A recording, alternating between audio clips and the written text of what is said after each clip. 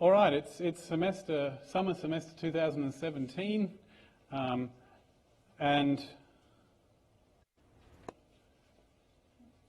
I'm already wearing my Piece of Pie t-shirt, even though it's on the 22nd of July. Come along. And I'm David, by the way. And this is part of a revision seminar I've already started, and I've cut it up so that the different bits go in their appropriate places. I'm going to talk a little bit about proving calculus theorems.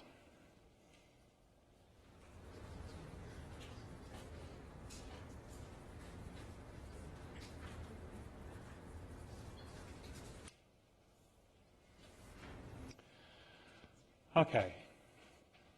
There is already a revision seminar on the website about proving things in algebra.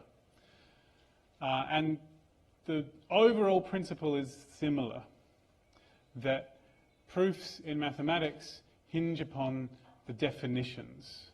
So the first thing you need in order to be able to prove stuff in calculus or algebra is to know the definitions of things. So I'm going to write that down because it's important.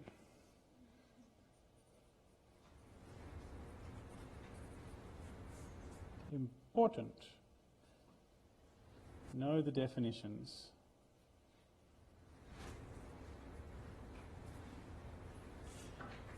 The other thing, so that means definitions of like, what does continuous mean? What does differentiable mean? Sometimes, what is a limit?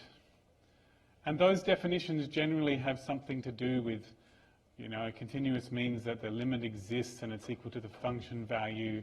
Those sorts of things. You need to know those definitions. And the way that definitions have been chosen in mathematics is specifically because it makes proofs easier than if they had chosen some other definition. Not to say that it makes proofs easy. If it was easy, it wouldn't have taken them 200 years to fill in all the proofs for calculus. But it just makes it easier if you choose that definition. Okay. The second thing you need to know is the important theorems.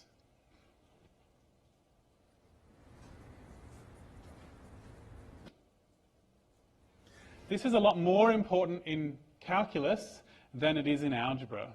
Many of the algebra proofs that you need to do in something like Maths 1B are based entirely on the definition, and you don't need any other information other than the definition. But many of the calculus proofs require you to use an existing theorem as part of the argument somewhere along the way. So you need to know your theorems. And when by theorems I mean Rolle's theorem,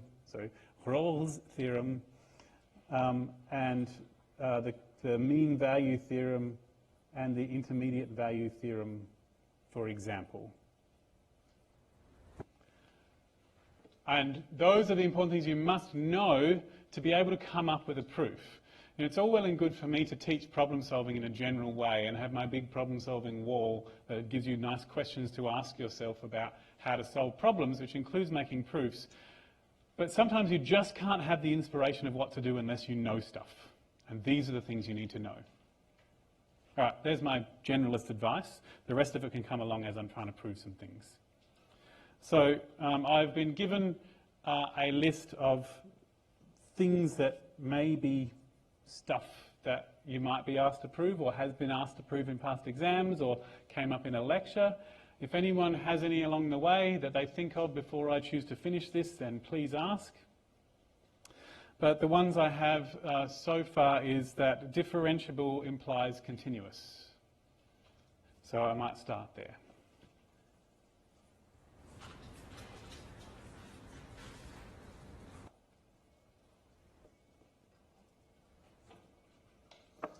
Let f, this would be what the original question looks like. Let f, which sends, I don't know, a to b into r, be differentiable at x is equal to c. Prove f is continuous at C as well. Something like that. It might be worded slightly differently to that, but the general idea is there. If it just says a straight up phrase like prove that a function is differentiable at a point if it's also, that if a function is differentiable then it must be continuous, then you're going to have to put the names like f of x and a and b and all of that in yourself. Okay, but we've been lucky, we've been told what they are. So, we're going to look at this and ask ourselves the problem-solving questions. So the first question to ask is understand the problem, and we need to know what all the words mean to do that. We need to know what differentiable means. We need to know what continuous means. And we need to know what it means to be continuous at a specific spot. We need to know what this notation means. It means that that's the domain and the answers are real numbers. It doesn't have to cover the whole real numbers. Okay, so then we can think about what that means. Thinking about what it means sometimes means imagining in your head a picture of what that would look like. So what would it look like if it wasn't differentiable? It would have a sharp kink at that point. To be differentiable, it would have to be smooth. Well, not smooth, but it would have to not have a kink. Imagining all those things are important parts of understanding a problem. Now, in an exam, you may not imagine all of them, but while you're studying for an exam, it's really good practice. Okay, so we've done all of that. The next part is to think about what the goal is. Okay, I want to know what the goal is, and the goal is to get from here to here. And so I'm going to write on my piece of paper the beginning and the end that I'm aiming for. So we're going to have, so f is differentiable. And this is my shortening of differentiable. It's got an apostrophe there to show that some of the letters are missing. Differentiable at C. So, and here's where I use the definition of differentiable. But even before I do that, my goal is to get eventually, my guess is going to be about here, but I might have to move it when I get there. But that's my guess. And at the end I'm going to say, therefore, f is continuous at A. At C. That's what my proof is going to look like. It's going to look like that. Okay. Good. I've got the goal. This is what my proof looks like. If you couldn't finish this proof, and this is all you could write, you'd write in the middle here, I need to get from the above statement to the below statement. And you might even get half a mark. You might even get a mark if it made the difference between passing and failing. At least you've proven that you understand the question. Okay. F is differentiable at C. We need to know what that means. And in proofs, what things mean is the definition. A little bit like over in algebra, if someone says to you, if you've got something involving linearly independent, it might mean a lot of things to you. To you, it might mean that none of them is a linear combination of the others, but the definition is that there's x v1 plus x2 v2 has the trivial solution only. So you need to know what the definition is. And the definition of differentiable is that a particular limit exists.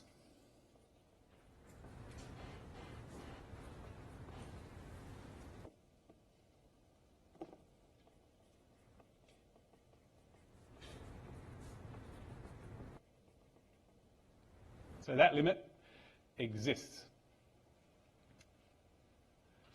Only it won't be x, it will be the point C that we're interested in. Because it's differentiable at the point C as opposed to at every x.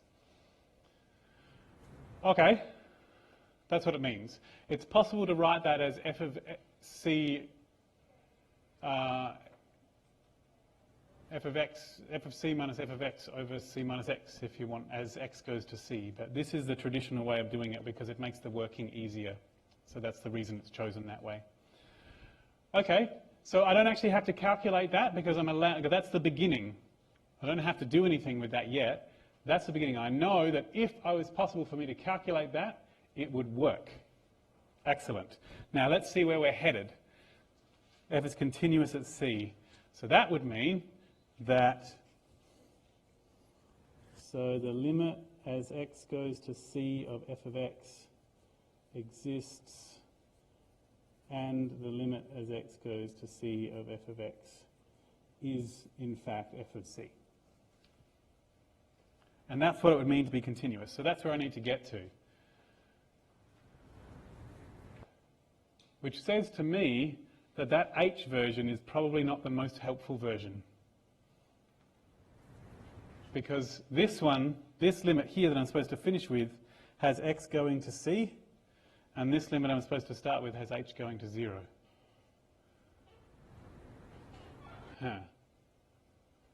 I suppose if h does go to 0, that's the same as this thing going to c. But it might be easier to write it in the other version.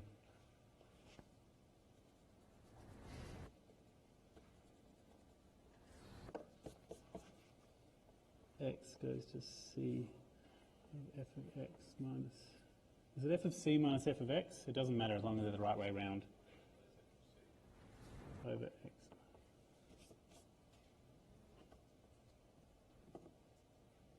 Okay, that's the other version of the derivative by first principles. The reason I've chosen that is so that these match up, which going to make them easier to turn one into the other.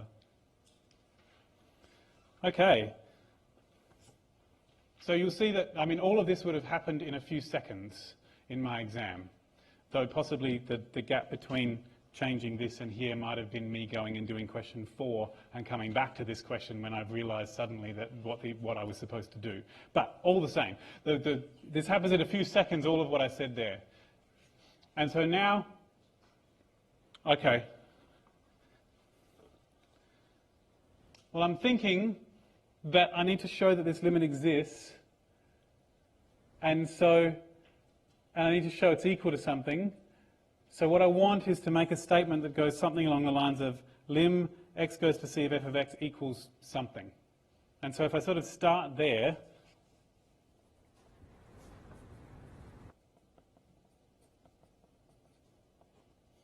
and hopefully do lots of working and get down to here and have f of a. Now, the fact that it will come out to f of a will simultaneously prove that it exists as well. It's f of c, sorry. It's traditionally at a, and I'm freaking myself out. But it's okay. If Anne of Green Gables can deal with them changing the letters, then so can you. You should read it. There's this lovely section about her getting annoyed at her maths teacher for changing the letters in the theorems. So. Also, it's a good book for all sorts of other reasons, not the least of which is the puffy sleeves.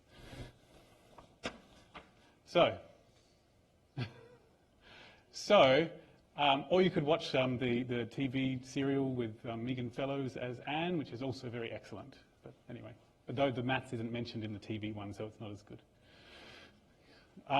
Sorry, it's close to exam time, you know how you get. So here we are, and we're going to try and get from here to here.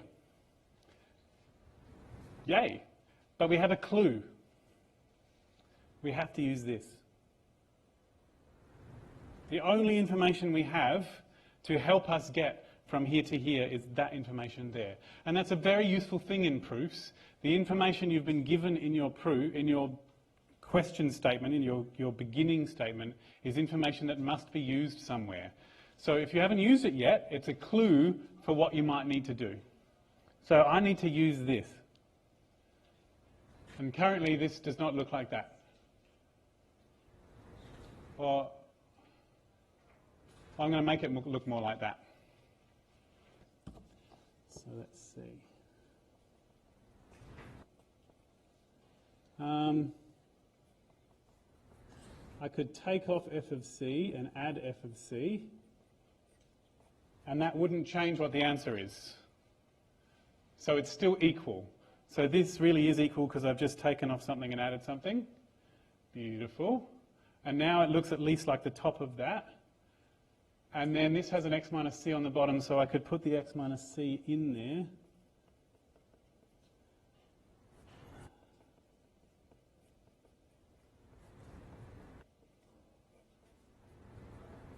Like that. So if I divide by it and then times by it, nothing's happened. And now I have the thing that I know that it exists. So this limit here exists.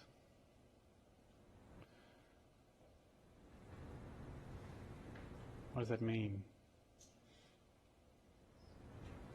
Well, if I was just really naive about this, I would just do all the limits separately, right? I'd do each bit separately. Be only allowed to do it separately if the limit exists. Brilliant! Excellent. So I'm just going to need a bit more space here, I'm sorry. I'll just... Right. So we can now say that this is equal to the limit as x goes to c of f of x minus f of c over x minus c times the limit as x goes to c of x minus c plus, well, the limit of that is just f of c because it's a constant. Can I ask a question? Yep. Why is it that when you're adding, so you've gone f of x minus f of c plus f of c, Yep. and then on the next line you've got f of x minus f of c all over x minus c, but you've taken your plus f of c out and sort of moved it aside. Why is it that you don't also have to multiply the f of c by 1 on x minus c? So the question I've been asked is, why didn't I have to do all of this on x minus c and times x minus c? There are two answers to that question. If I did,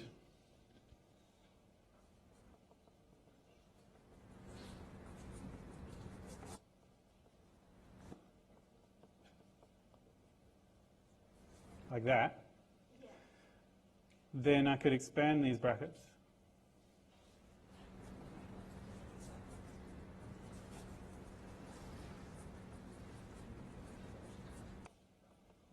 Like that. And then when I times it out again, these cancel. And the other reason is any part of any expression can be changed in that way. So, for example, if I had the number 1, I could say it was equal to 3 minus 2, and then I could say that 3 was equal to 12 divided by 4, and then I could say that, and essentially what I've done there is times by 4 and divide by 4. I don't have to do it on everything, I can just do it on one piece. Yeah. And so I just did it to the piece that was most relevant. Hopefully those two answers work for everybody. And now, this is whatever this limit is,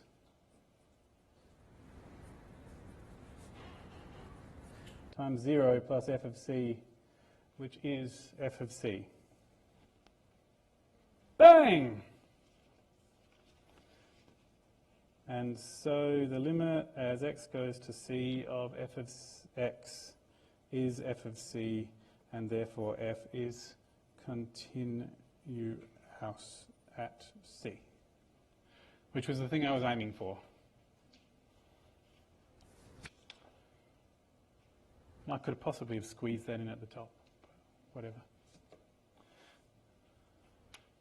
So if you were in an exam, I would actually write the final statement on the scribble paper until you knew how much space it was going to take. But I suppose they normally give you a space to fill in. Just write it right at the bottom in the hope that you can fit it all in that space.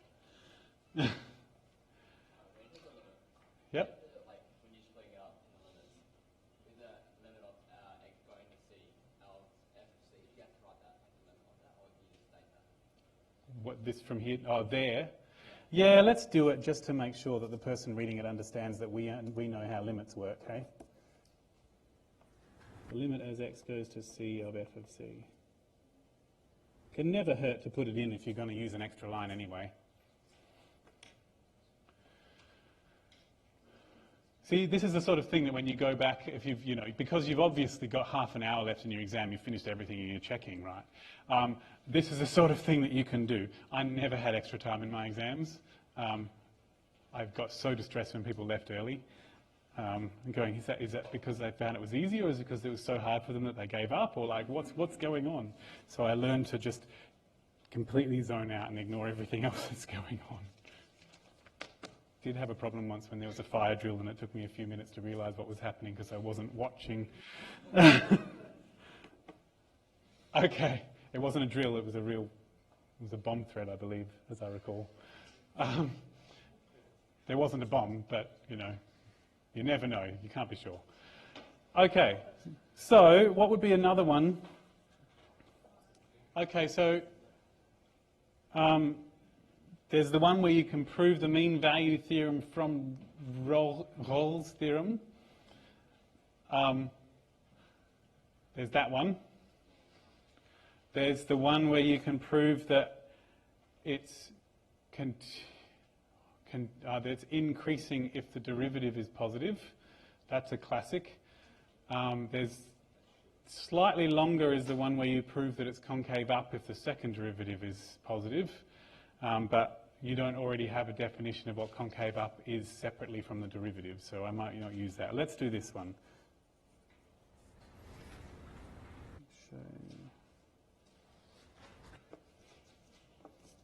Suppose G, which sends an interval to R, has G dashed X greater than 0 for all X in AB. Okay.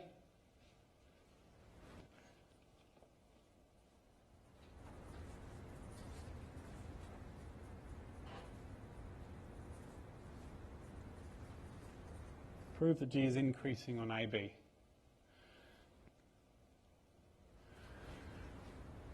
Now, when many students first see a statement like this, it distresses them because they go, but isn't the derivative being positive the definition of increasing? And the thing is, it's not the definition. A function can be increasing even if it's not differentiable. Like this function, for example.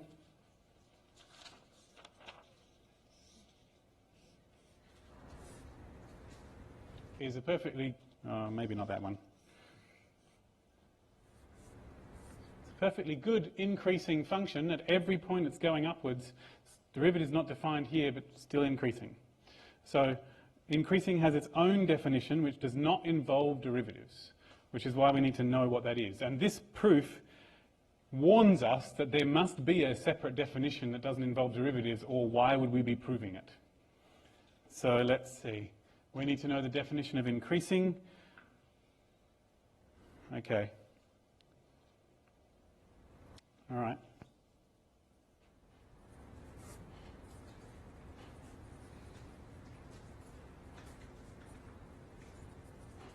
This is where I'm starting. I know I'm supposed to start there. And I'm supposed to finish here.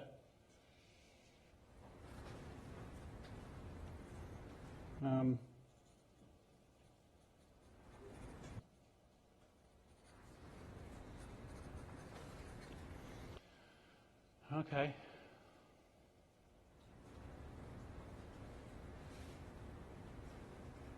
Right. Well, what does it mean to be increasing? Yep. For x1 less than x2, the function at x1 is less than the function at x2. Okay, so I'm just going to repeat that for the recording. If x1 is less than x2, then the function at x1 is less than the function at x2. So we want to show, okay, so just a second, I'm just going to write that down here. So x1 is or greater than, I suppose.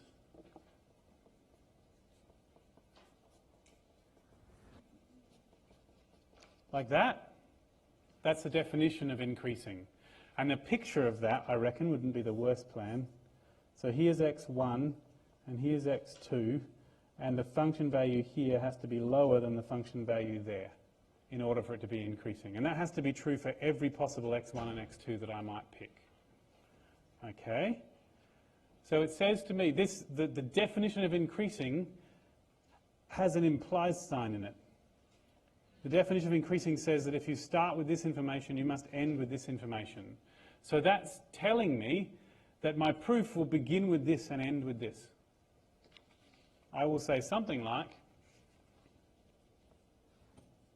that x1 and x2 be in AB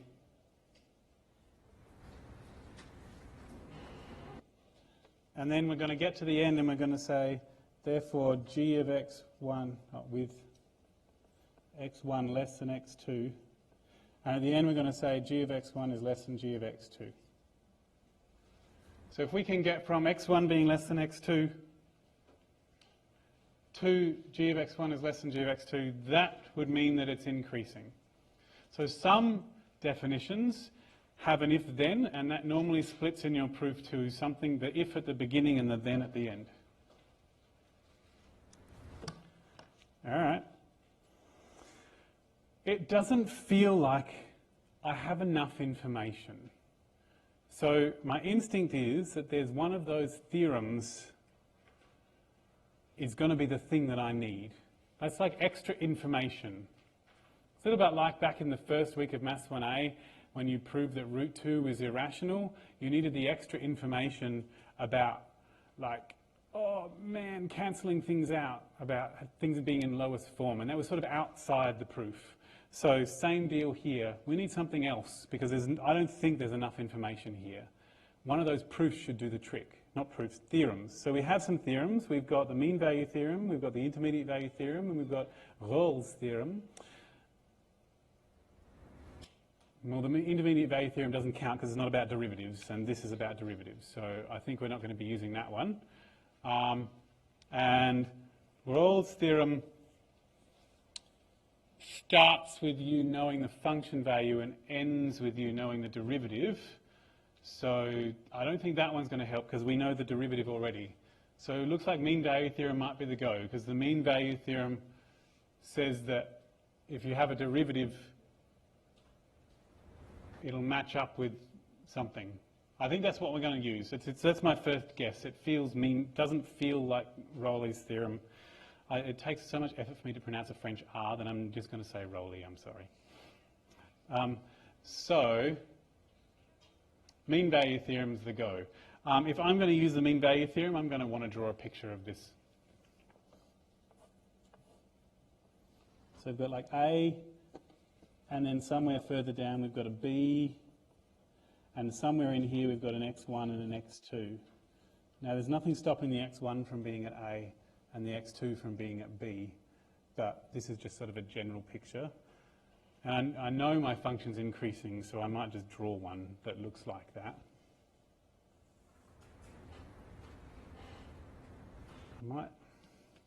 So the mean value theorem goes, how does it go?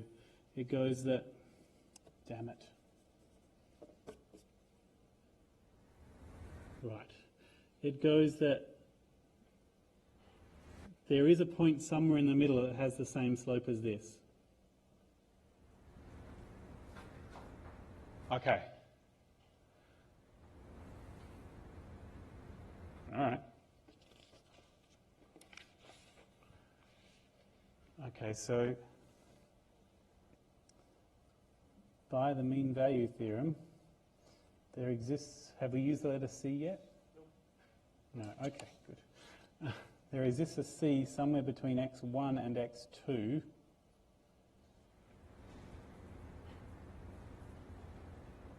Now, why did I do that? I mean, I could have done it between like A and B, but then it wouldn't necessarily be guaranteed to have anything to do with the x1 and the x2 that I just picked. It seems reasonable to do it between x1 and x2. I haven't got a good reason for that yet, but hopefully it will become clear. If it doesn't work, I can always try a different tactic. So let's see. There exists a C between x1 and x2 with the, it's called G, isn't it? The derivative being equal to the average slope.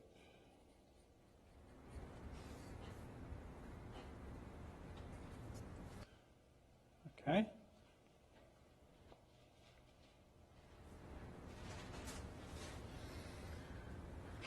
Okay. Well, I'm doing pretty well. I've got a statement about g of x2 and g of x1, which is what I was aiming for. I've got, I need them both in the same equation. I need to somehow get rid of this. Okay. What haven't we used yet? Oh, we haven't used this yet. We have to use it somewhere. All right, G at just C is greater than 0. Okay. G dash C is greater than 0. So Gx2 minus Gx1 over x1 is greater than 0.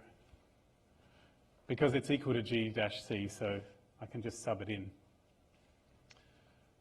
Now if I times both sides by x1 minus x2 minus x1, that'll give me this.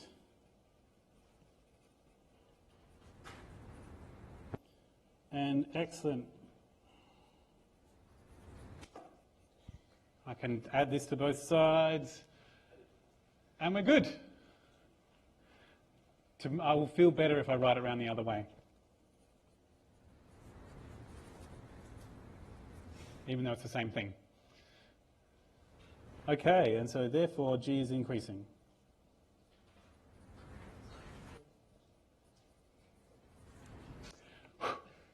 Right. Yes?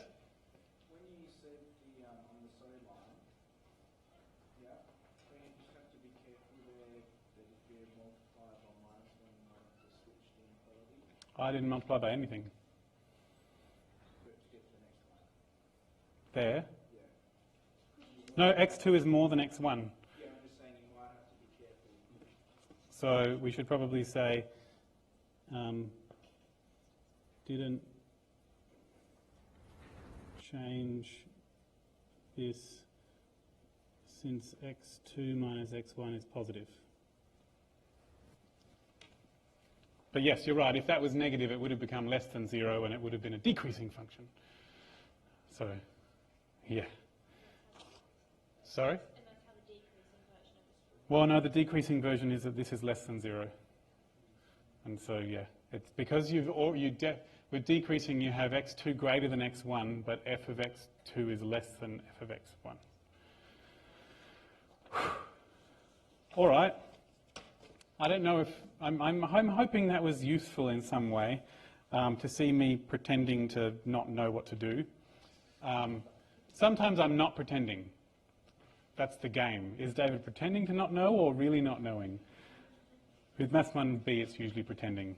I do Maths 1B 3 times a year. Second year maths courses, usually not pretending. Okay. I don't know how I would go about proving Rolle's theorem.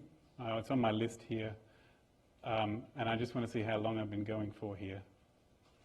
That clock's not going to tell me anything. Okay.